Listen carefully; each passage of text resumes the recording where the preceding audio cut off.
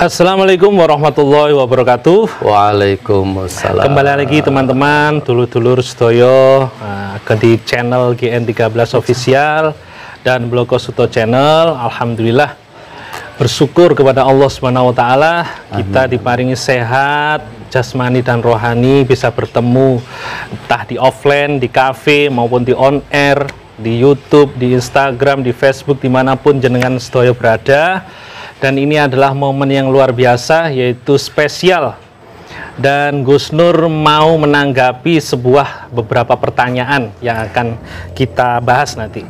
Tetap kita tidak lupa, kita sholawat kepada baginda Nabi besar kita, Nabi Muhammad SAW. Allahumma shalli wa sallim alaihi. Semoga kita mendapatkan syafaatnya beliau suatu saat nanti di akhir hayat kita, ya Allah. Amin amin ya rabbal alamin.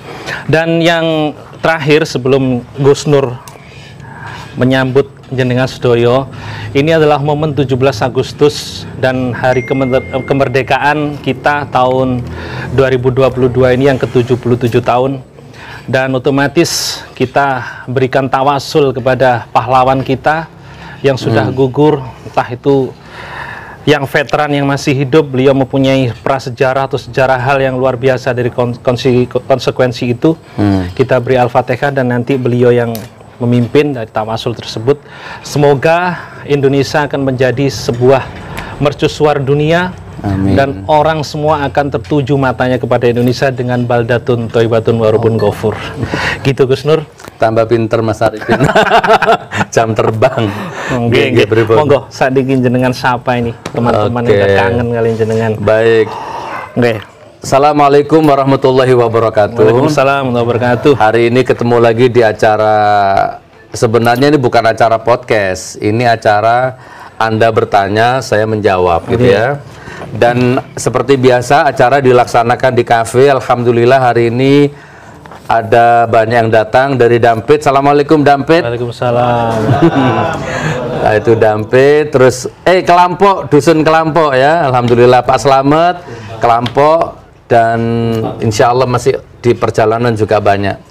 Kayak gini ya, biar menyikat waktu, saya tak langsung, kita intinya kan mau jawab pertanyaan ini. Kita baca Al-Fatihah dulu, pahalanya kita khususkan untuk Nabi Muhammad SAW. Semoga salawat dan salam selalu tercurah untuk baginda, untuk beliau ya. Dan kita ini mudah-mudahan hidup dan mati tetap menggenggam sunnahnya beliau ya, insya Allah. Dan yang kedua, Al-Fatihah ini kita hadiahkan untuk para syuhada, para pejuang, para veteran, siapapun tanpa terkecuali yang ikut andil di dalam perjuangan memerdekakan bangsa ini.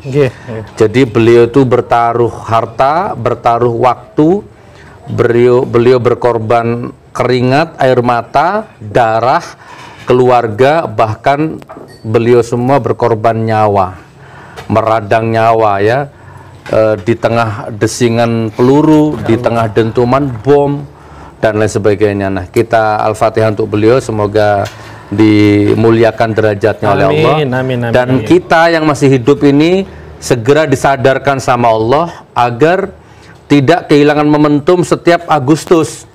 Jadi kita ini setiap Agustus kita kehilangan momentum. Judulnya memperingati kemerdekaan, tapi hura-hura, teler, mabuk, ya kan, hingar-bingar, asyik masuk dengan musik, dengan minuman keras. Gimana? Itu kan bukan memperingati jasa pahlawan, yang ada malah mengkhianatinya, kan begitu. Nah, kita doakan intinya Al-Fatihah ini untuk semuanya. Insya Allah mudah-mudahan ke depan Indonesia semakin benar-benar merdeka. Amin ya Allah. Sekarang belum merdeka ya, hanya judulnya merdeka, padahal belum, tapi nggak apa-apa. Al-Fatihah tetap kita sampaikan, kita panjatkan ya. Semoga Allah mengabulkannya. Amin. Al-hadiniyah bisiril Fatihah. Ar-Rahmanir-Rahim. Maliki yaumiddin. Iyyaka na'budu wa iyyaka nasta'in. Ihdinas siratal mustaqim. Siratal ladzina Amin. Amin. Waladhdallin amin. Alhamdulillah. Pun monggo Mas Arifin. Nggih. Gini dulur-dulur, Pertanyaan yang masuk ke channel atau ke emailnya Blogosuto Gus Nur itu ratusan Gus. Jadi kita nggak mungkin membahas semuanya, tapi kita ambil yang menurut kita nyambung dengan ya giroh-girohnya Gus Nur selama inilah, gitulah. Istilahnya perjuangan beliau, etikat baik beliau kepada negara maupun fenomena sosial yang sudah terjadi akhir-akhir ini perlu kita tanggapi. Dan alhamdulillah pertanyaannya ini dari Mas Wijaya Kusuma dari Surabaya, Gus. Oke. Ini jenengan yang baca. Ya. Bahwa ini real, bukan di apa istilahnya Gus, direncanakan. Assalamualaikum Gus. Banyak orang semenjak pesulap merah itu hadir. Oh, ini konteks pesulap merah Gus. Buat apa-apa nih? Buat apa-apa. Udah apa saja sudah. Banyak orang semenjak pesulap merah itu hadir, orang jadi sering meremehkan hal goib. Nah, terlalu ke kanan, bahkan terlalu ke kiri, juga kadang-kadang mereka kehilangan akidah Gus.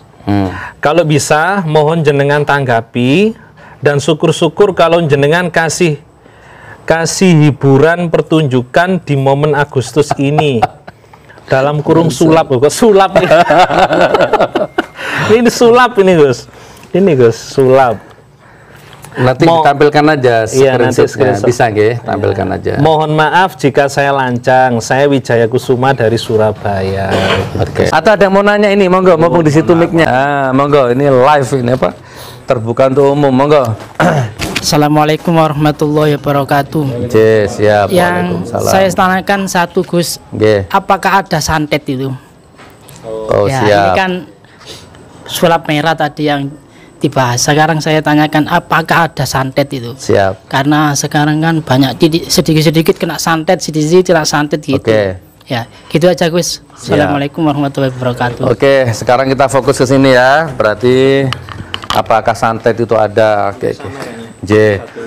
Satu rangkum satu. Ini Mbak Sata fokus ke pertanyaan yang dari kelompok dulu. Santet itu sebenarnya ada Pak sih? Ini gara-gara pesulap merah ini muncul ini seolah-olah kok goib itu ndak ada, karomah itu ndak ada, kesaktian itu nggak ada, kok seolah-olah itu semua itu akal ya, semua itu kok seakan-akan hanya sulapan gitu, gimana sih Gus? Oke, saya akan jawab secara kompleks, secara utuh, secara lengkap. Oke, santet itu ada, sihir itu ada. Kalau di Al-Quran, kalau ngomong bab sihir itu Al-Baqarah 102, coba dicek, itu berawal dari Harut wa Marut. Oke, silahkan dicek di situ. Oke, saya tak membahas secara universal.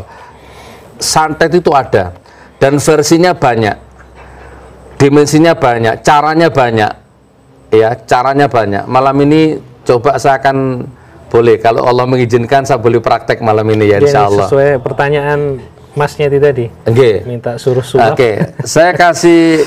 Jadi pesulap merah itu begini loh.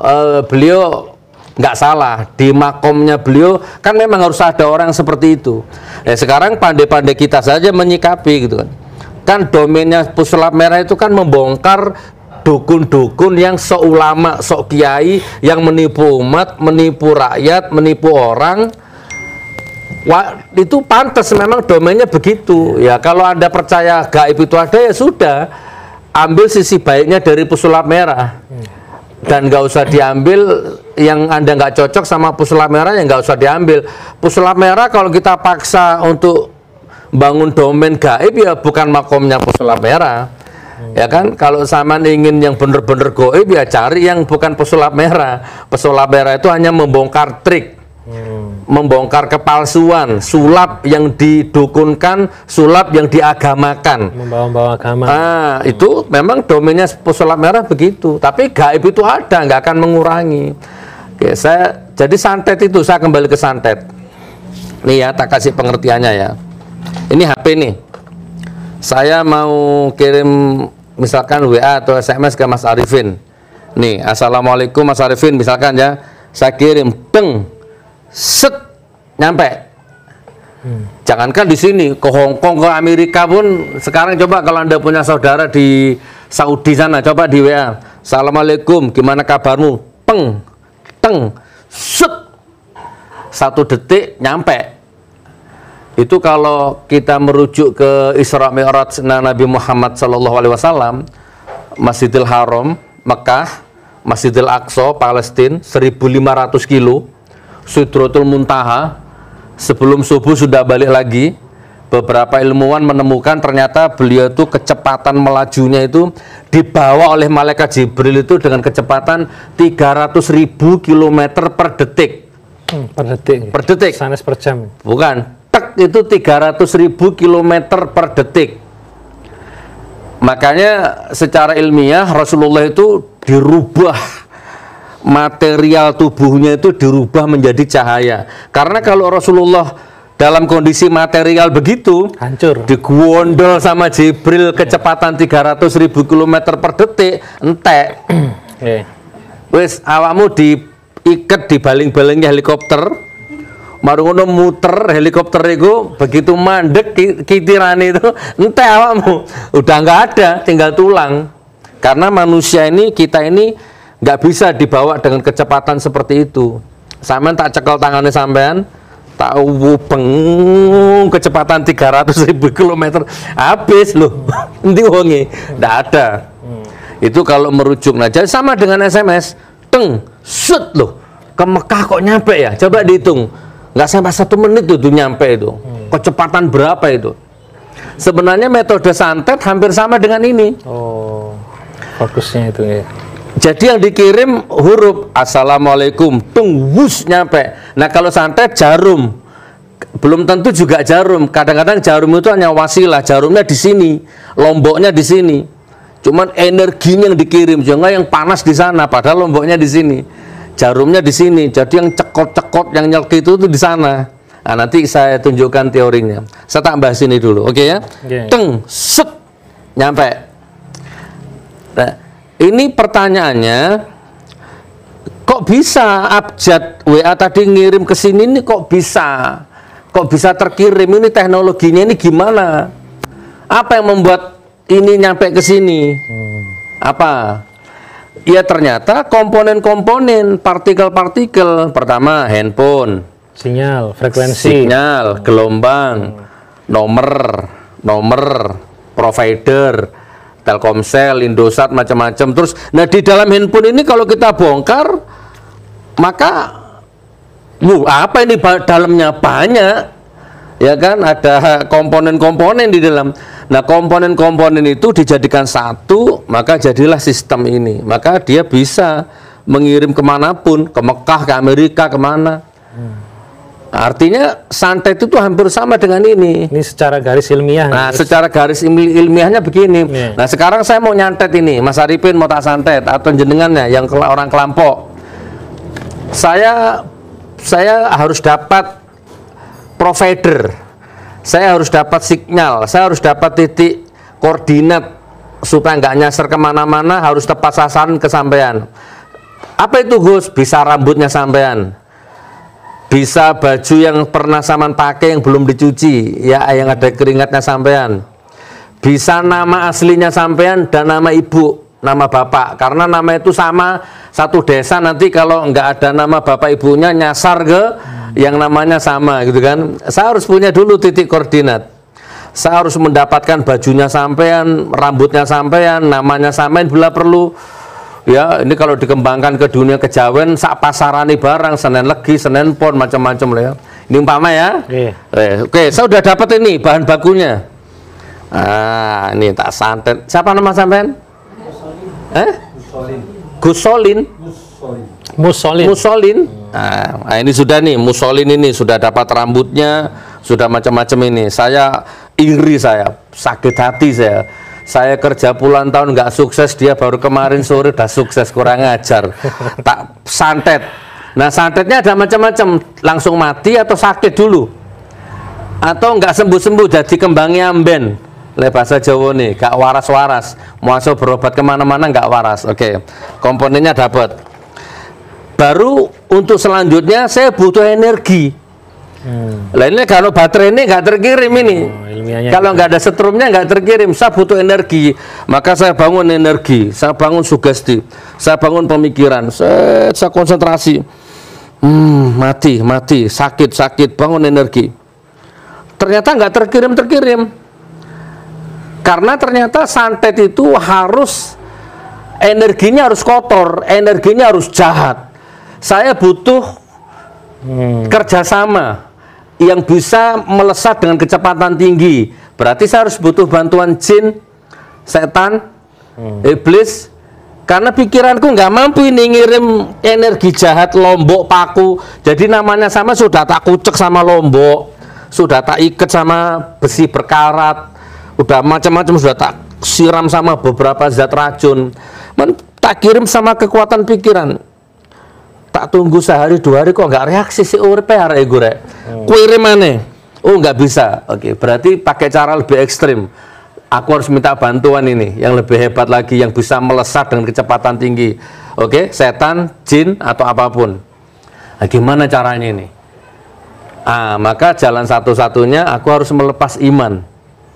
Harus murtad dulu ini, saya harus membangun energi jahat soalnya. Itu gambling Gus ya? Enggak. Gambling ya? Oh. Enggak. Wah, ya apa ini caranya ini? Tak ngencingi Al-Quran. Ini istidrot ini ya. Ambil Al-Quran tak kencingi, cor. Kurang jahat ini. Tak berai Al-Qurannya. Waduh, berai Al-Qurannya. Sehari 2 hari gak ada apa-apa. Tapi kan sudah pasti nih di dalam ruangan, di dalam sebuah kamar, sama ngencingi Quran, berai Quran, apalah, nggak ada CCTV, nggak ada yang tahu itu. Tapi sama lakukan terus, sehari, 2 hari, 3 hari, pasti itu di dalam kamar itu terbangun satu energi, energi yang sangat jahat. Jadi sama sudah jadi orang sakti itu otomatis itu. Istidrot. Ya istidrot loh. Sama sudah mulai merasakan ini. Ya itu hanya sampai yang tahu lah ya, yang pernah. Gimana masa sih kalau orang sholat pasti ada dampaknya sehat, kalau orang kerja keras pasti ada dampaknya, ada hasilnya, kalau orang puasa pasti ada dampaknya, apalagi lah sehat, apalah itu hukumnya. Kalau orang ngencingi Quran tiap malam masa nggak ada dampaknya? Pasti ada. Wah, ada itu dampaknya itu. Akhirnya setan jin dajjal sing elek-elek itu seneng akhirnya ngumpul di situ.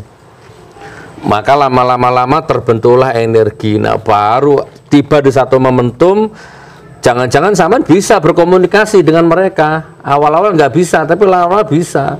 Dan setan tahu itu maksud Saman apa itu. Nah, ini kalau dijelentrehkan terlalu detail sulit, tapi Saman sudah mulai bisa membaca kemana arahnya. Intinya akhirnya dengan mudah itu. Tiba-tiba yang namanya Saman tadi udah langsung aja terkirim. Karena sudah energinya penuh ini, sudah ada baterainya, sudah ada setrumnya. Nah, atau mungkin disempurnakan lagi. Biasanya setan itu, jin itu biasanya ini, mereka juga punya persyaratan. Tanam di kuburan sana misalnya. Ada petunjuk Saman, tanam di dalam sumur yang ada airnya gini. Singkat cerita Saman bawa itu buntelannya orang, buntel sama nyelam ke sumur, bawa batu ditindih di dalam sumur, cerleng. Selama barang ini ada di sini kamu nggak akan sembuh gitu. Karena di tempat yang sulit. Enggak. Atau tanam di kuburannya orang yang bunuh diri, yang pokoknya yang penuh dengan energi jahat. Di kuburan tanam di sini. Sama sudah ngencingi Quran, berai Quran, sama sudah zina, sama sudah macam-macam, ini udah kotor sampai ini sudah, ya kan, sudah sakti zaman ini. Tanam, oke.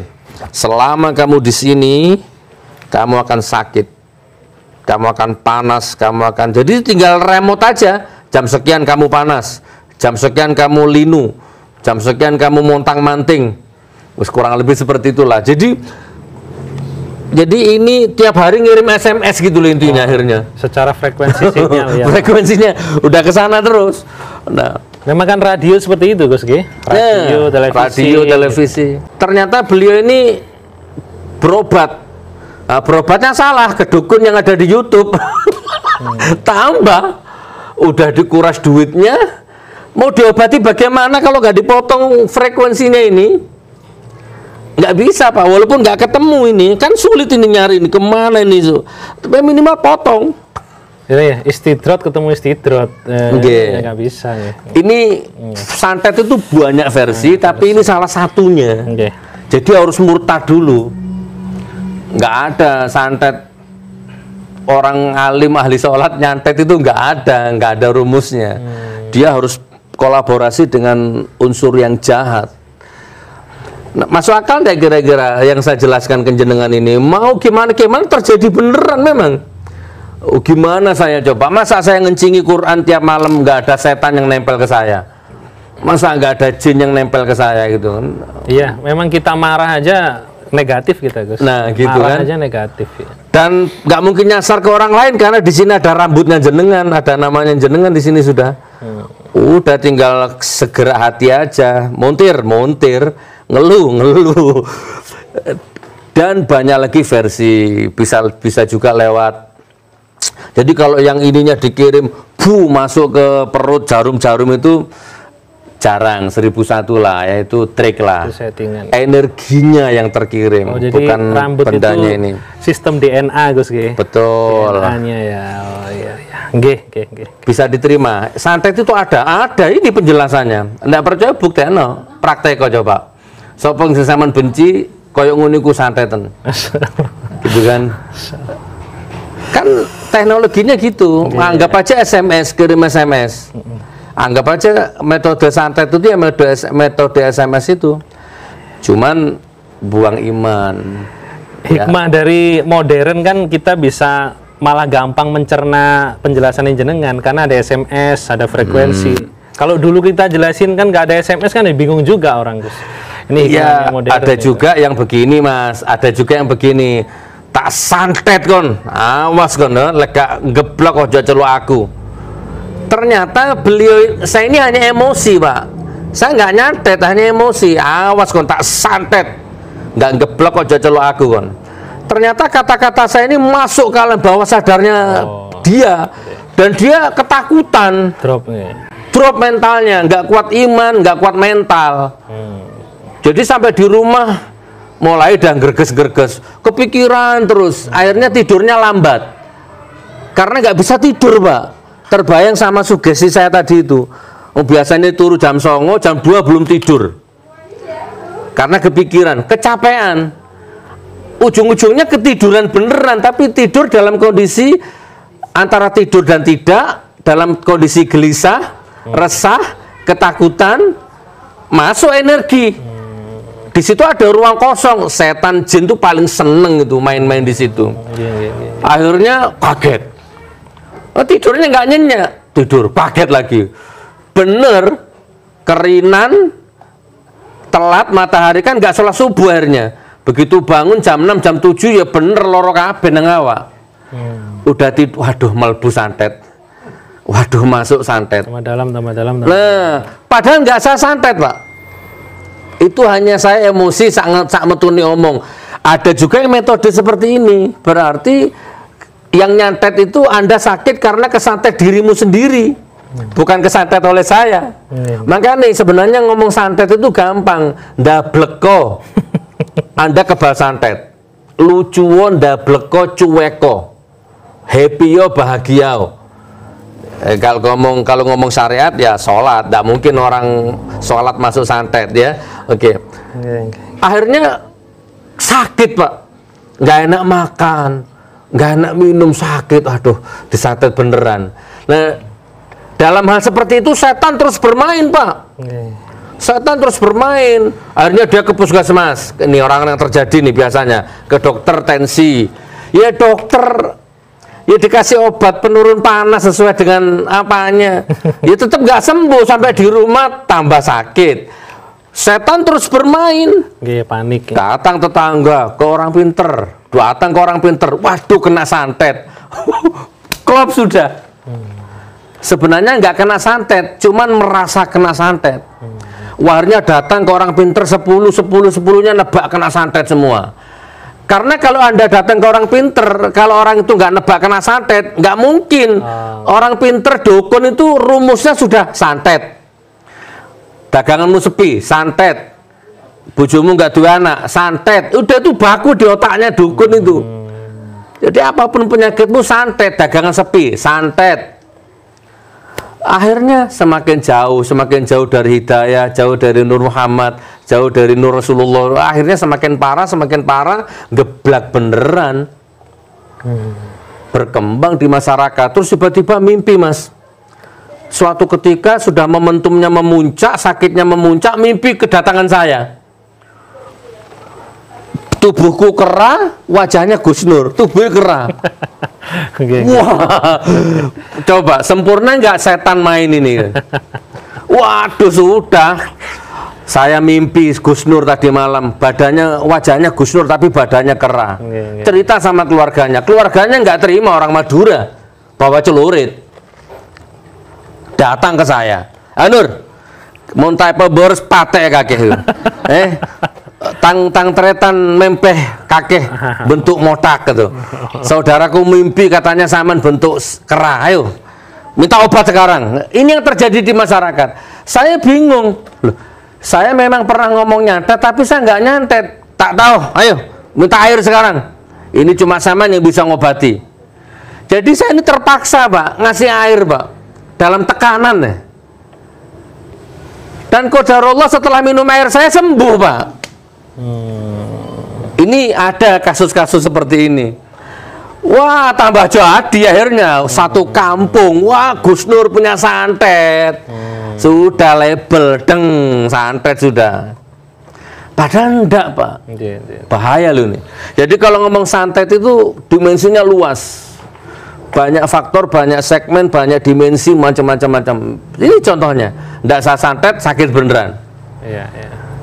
Nah, jadi santet ada, ya, nggak mungkin nggak ada. Gitu Mas Arifin ya. Paham. Saya tak kembali tak praktek. Iya, monggo.